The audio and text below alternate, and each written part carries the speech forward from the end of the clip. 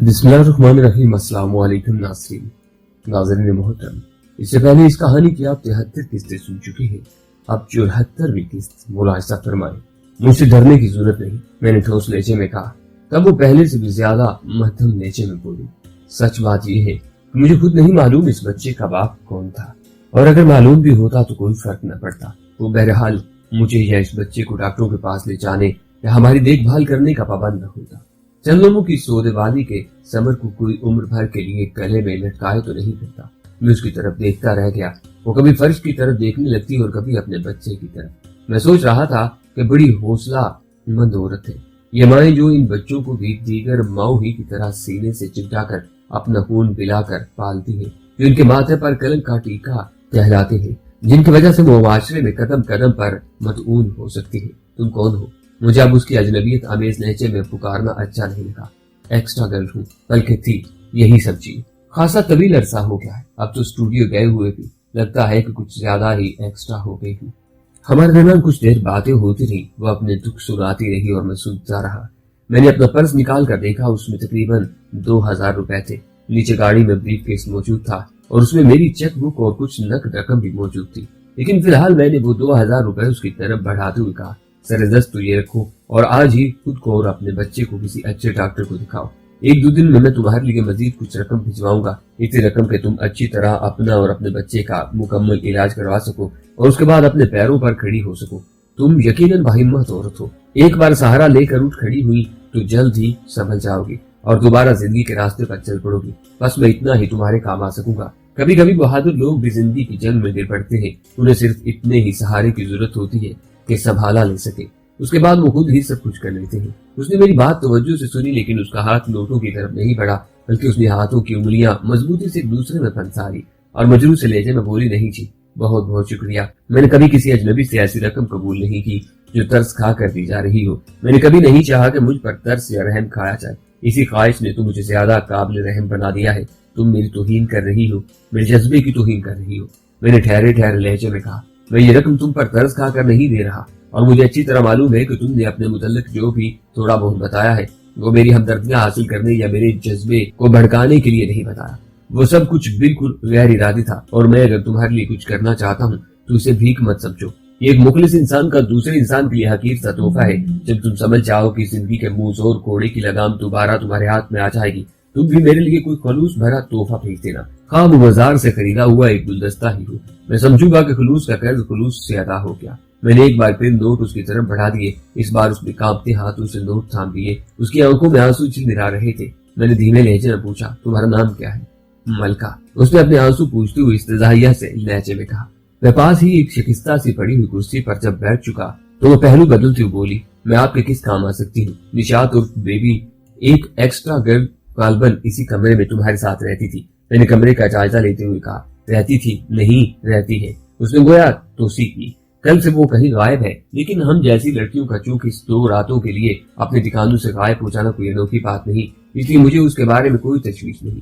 अब तुम्हें तशवीश होती भी तो कोई फर्क न पड़ता, क्योंकि वह अब इस दुनिया में नहीं है। मैंने आहिस्ते से कहा, क्या मतलब? उसकी आंखें कुछ फैली। उसे गुज़िश्ता रात कत्ल कर दिया गया है। मैंने उसे बता देना बेहतर समझा। नहीं, उसके हल्क से सरसराती सी हुई आवाज निकली और गोया मुसहरी से गिरते गिरते बची। उसके इस तरह हड़बड़ाने से बच्चा एक बार फिर नींद या गशी में किसमसाया और कराने किसी अंदाज में एक लम्हे के लिए रोया। उसकी आवाज अफसुर्दा कर देने वाली थी। मलका उस पर यूं चुप गई जैसे कोई मुर्गी अपने चूजों को परों तरह छुपाने की कोशिश कर रही हो। उसकी पेशानी सुलहाने लगी। वो उसे चूमने लगी, मगर उस दौरान उसकी आंखों से आंसू टपकते रहे और थोड़ी देर के बाद वो खामोश हो गई। मैंने उसे कहा कि मैं उसके बारे में ज्यादा से ज्यादा जानने के लिए यहाँ आया था। मैंने कहा, कभी इंसान बिला वजह कोई काम अपने जिम्मा ले लेता है। मैंने भी उसके कातिल की गर्दन तक हाथ पहुंचाने का तहैया कर लिया है। वो मदद की तलब में मेरे पास आई थी। मैं उसकी जिंदगी में उसकी कोई मदद नहीं कर सका।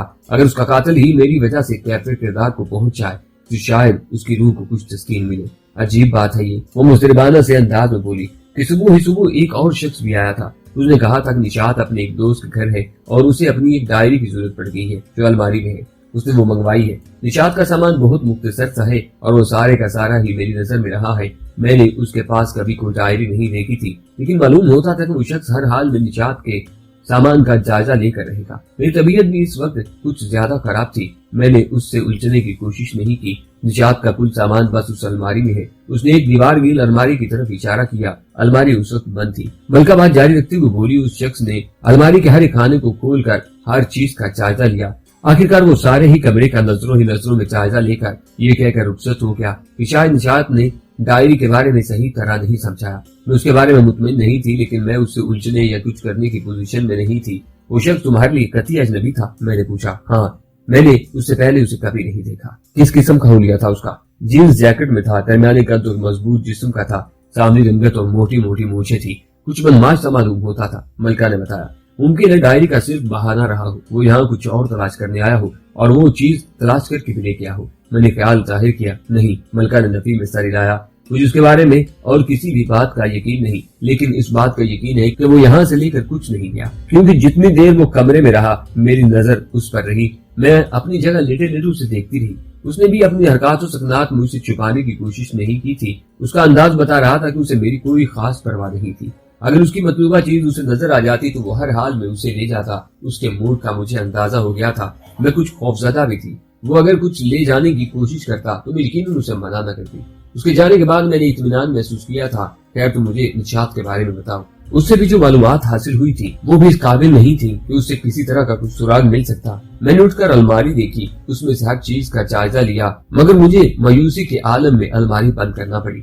ملکہ نے جس نامعلوم شخص کی آمد کا ذکر کیا تھا وہ بھی شاید میری ہی طرح مایوس ہو کر یا پھر شاید مطمئن ہو کر گیا تھا۔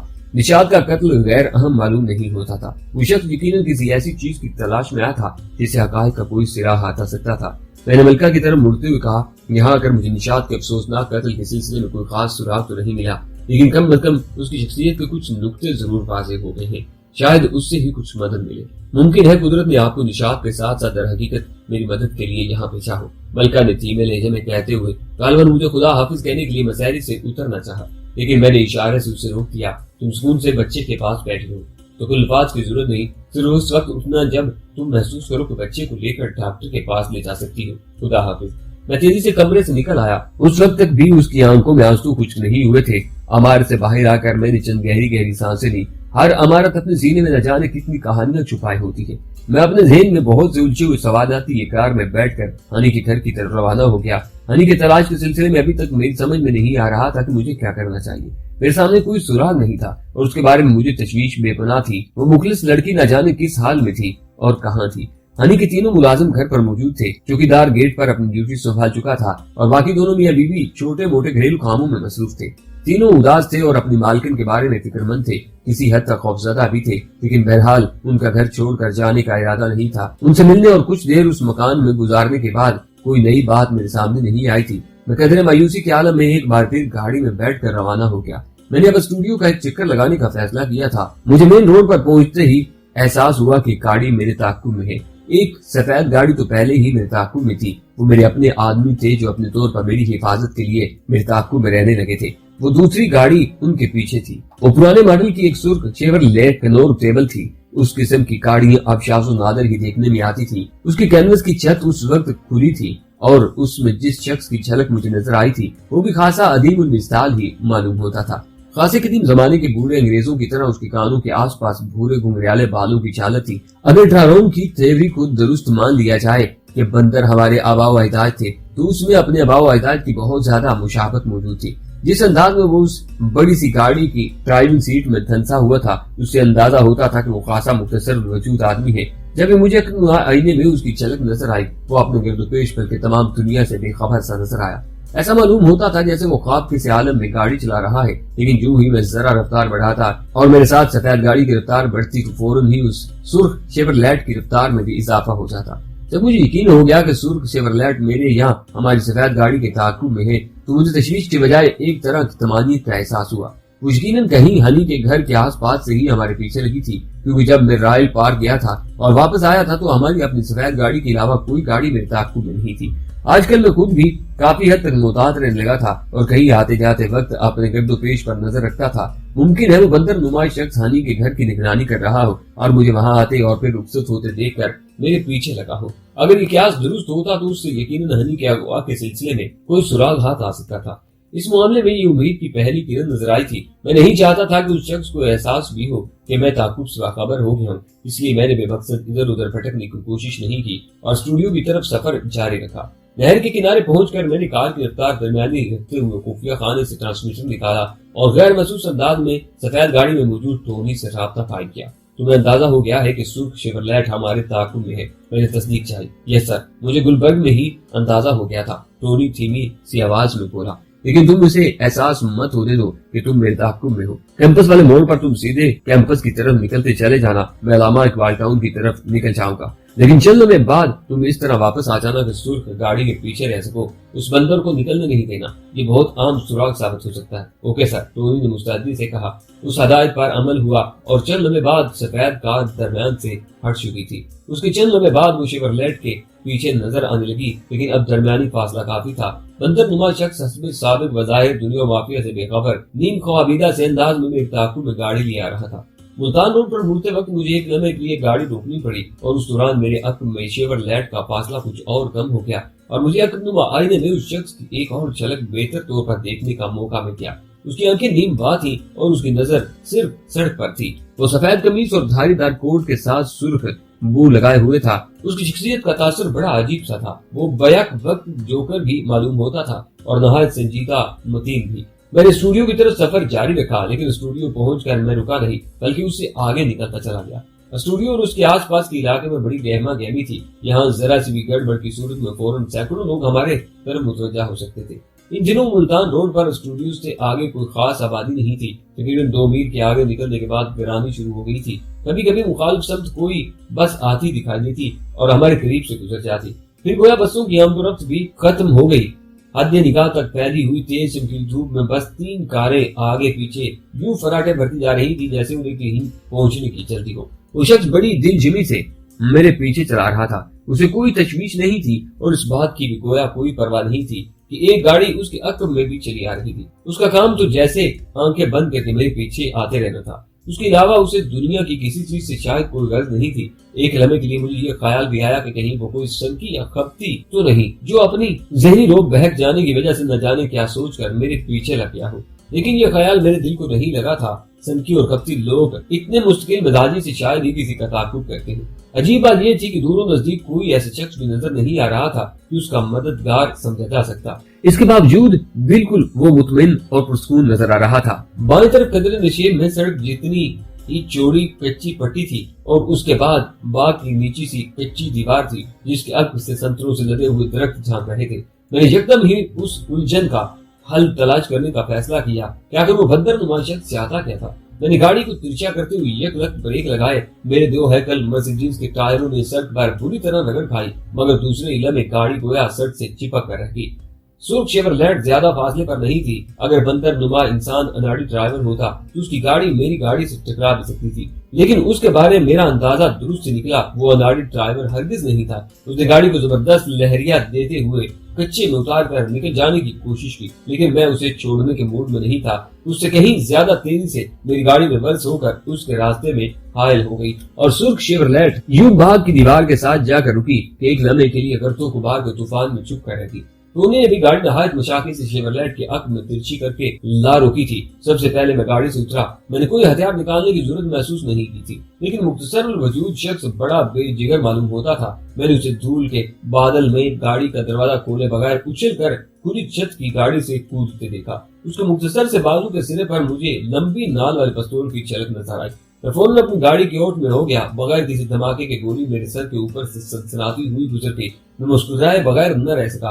वो जो कोई भी था, बहरहाल उस किस्म के हालात से अच्छा खासा मायूस मालूम होता था, लेकिन शायद हमारे बारे में उसके अंदाजे कुछ गलत रहे हो। उसे दूसरा फायर करने की मोहलत नहीं मिली। टोनी के पास भी साइलेंसर वाला रिवाल्वर था। उसके खामोश रिवाल्वर ने कुछ इस तरह गोली उगली कि मुनहनी शख्स के हाथ से सिर्फ पिस्तौल निकल कर कहीं दूर जा गिरा।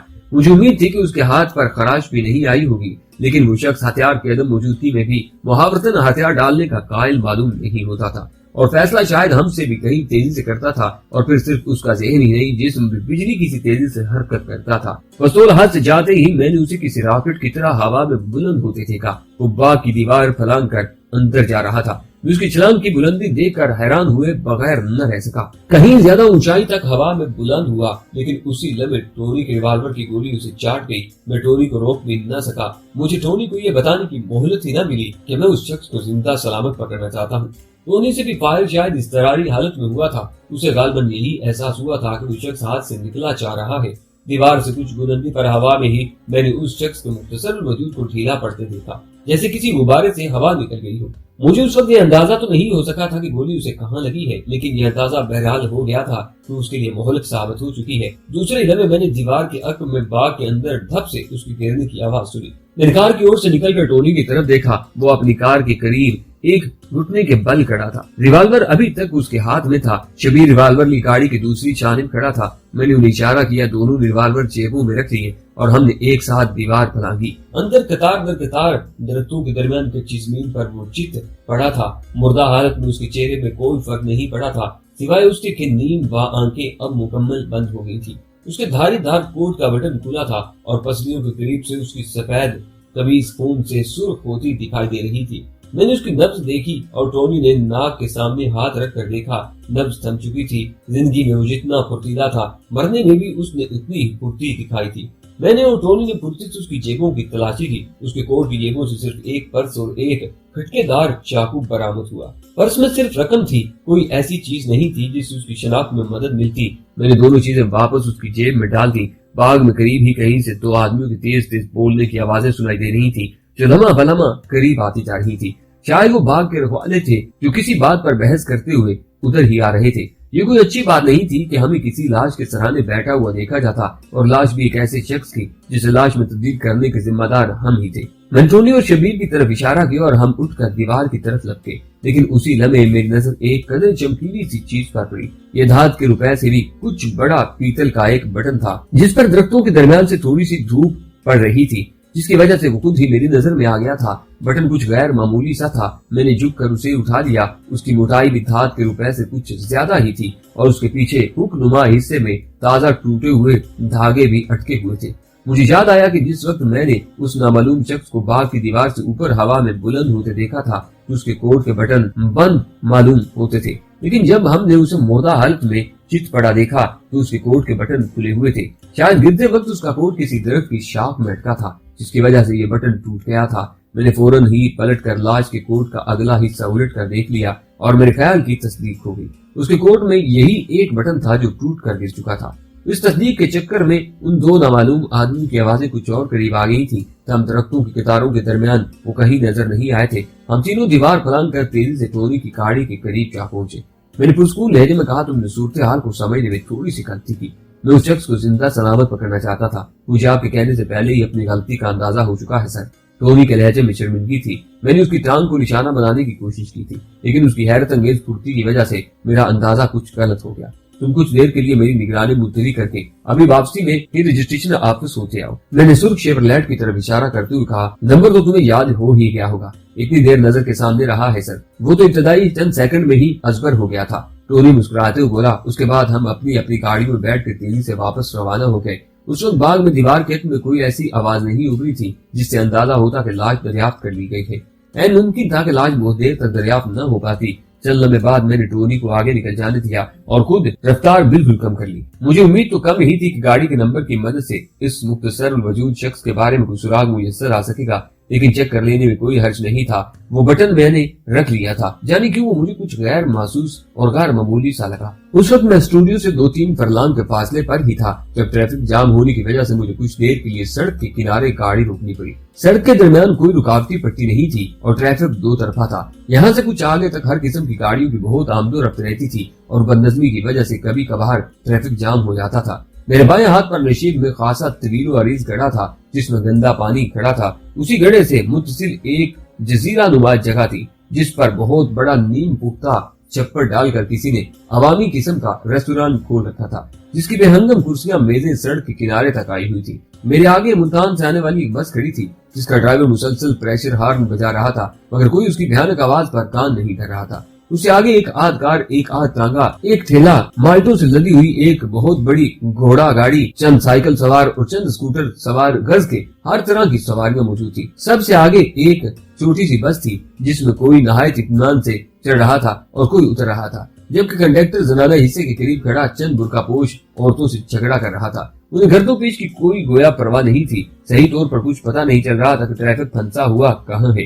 मेरा ज़हन उस वक्त कई मामलात में उलझा हुआ था, इसलिए मैं सब्र सुकून से ट्रैफिक रवा होने का इंतजार करने लगा। इसी दौरान मेरी नजर दो आदमियों पर पड़ी जो छप्पर वाले रेस्टोरेंट से निकले थे। उनमें से एक का हुलिया ऐसा था कि उसका उस किस्म के रेस्टोरेंट में जाना कुछ अजीब सा ही लग रहा था। वो बेशकीमत सूट में था और उसके सर पांव तक आसूदगी की चमक नजर आ रही थी। वो कदर तिरछा हुआ तो फासला काफी होने के बावजूद मैंने उसे पहचान लिया।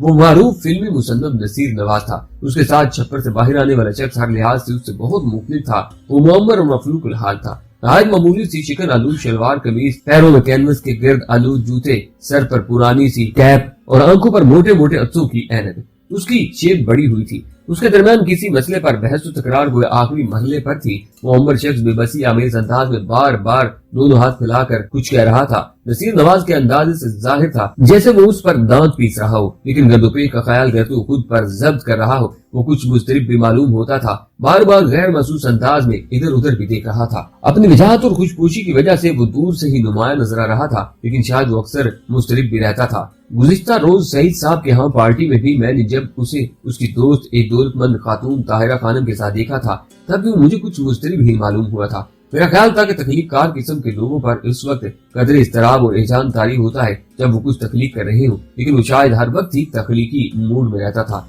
चंद लम्हे बाद मिलाकर उनके दरमियान बहस शायद खत्म हो गई। उस वक्त तक सबसे आगे वाली ओमनी बस ने रेंगना शुरू कर दिया था। मुअम्मर और कदरे मफलूकुल हाल शख्स गिरता पड़ता उसकी तरफ लपका और जल्दी से बस में चढ़ गया।